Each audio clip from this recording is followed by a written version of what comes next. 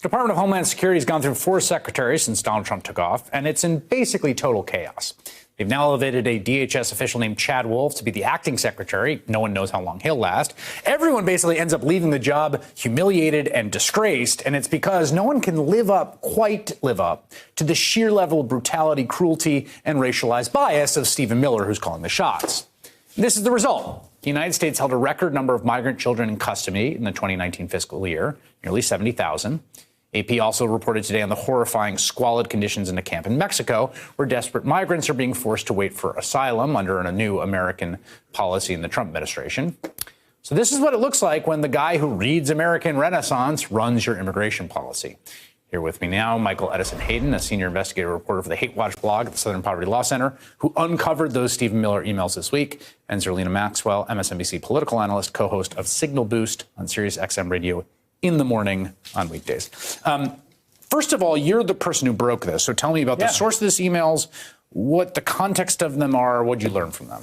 Sure. The emails were leaked to me by Katie McHugh, who used to be an editor at Breitbart from 2014 to 2017. And during that time, she was told by her bosses to take advice from Stephen Miller, who was then an aide to Jeff Sessions. He's an aide to Jeff Sessions. We should say Katie McHugh, there's a big Atlantic profile of her. She went from being in sort of the right-wing fringes to the sort of outright alt-right white supremacist part, and then has sort of left that behind, right? Right, yeah. She was part of basically the anti-immigration movement and rubbed shoulders with white nationalists. But McHugh was receiving these tips from her, and she's a young woman at that time. She's 24 or so. And Miller was advising her on what to write, what to report, what types of stories to do. He was very focused on crimes committed by non-white people in the emails. For example, he recommended VDARE, which is a white nationalist website, as you mentioned, American Renaissance, Camp of the Saints, which is just absolutely disgustingly racist, if anybody wants to pick it up and take a look. But he also was pushing things that I think are, I think most Americans would find extremely shocking, like, getting rid of basically Hart-Celler 1965 Immigration Act and returning to a time when we had racial quota laws. And I think we got to ask ourselves, is this something that we really want to do in the United States? 1965 legislation got rid of those racial quota laws. Yeah. Of course, they were the product of 1920s very racialized immigration reform that basically said, we need only these kinds of white people, not these other kinds of people. Absolutely. Based on eugenics. And, it was praised by Adolf Hitler. This is his vision right now, Stephen Miller. And what's the significance of this individual working in the White House of the United States and essentially having domain over immigration policy? Well, it wouldn't be as big of a problem if he weren't still in the administration, right? And he wasn't the only white nationalist, if you recall, who was in the administration. Stephen Bannon was the other white nationalist that was in the administration at the beginning. And as we were just chatting, it was actually right after Charlottesville where he, broke with the White House and exited the administration. And I think that that's an interesting point of reference, because if you think about Charlottesville, that actually was a moment for this country to say, OK, you're on the side of the KKK and Nazis, or you're on the side of America. Right? This is really about patriotism. So you have someone in here who has an anti-American worldview that America is only for white people. And he is setting the policy for this administration with regards to immigration. That's when it becomes dangerous. We should note also that I just saw reporting that Gordon Sondland, one of his projects, this is just being reported by the Washington Post, one of his projects at the Ambassador to the EU was to boost European immigration, something that he cooked up, apparently, according to that reporting, with Stephen Miller. It really does seem like, from Stephen Miller's public words, his actions, and what we read in the emails, what he views is he wants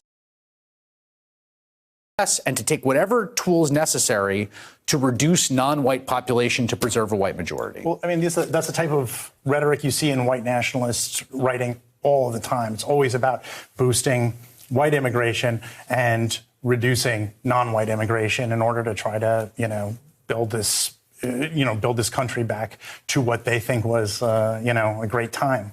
I think a lot of people of color are being really let down by this administration just by ignoring how horrific these ideas are. I want to read the White House's response. White House Press Secretary Stephanie Grisham said via email Tuesday she had not seen the report, but called your organization, Southern Poverty Law Center, quote, an utterly discredited, long debunked, far-left smear organization. Just to be clear, like these, sometimes people have leaked emails and you think, where do they go? Like the person who leaked them, you name, like she gave you her emails on the record with her name behind them. Well, it's very important to note that Stephen Miller is not denying these emails are his emails. And emails are emails are emails. Okay? So whatever you want to say about Southern Poverty Law Center, or you want to say about me or whatever else, or about Katie McHugh, the emails are the emails. The guy's sending white nationalist material, period.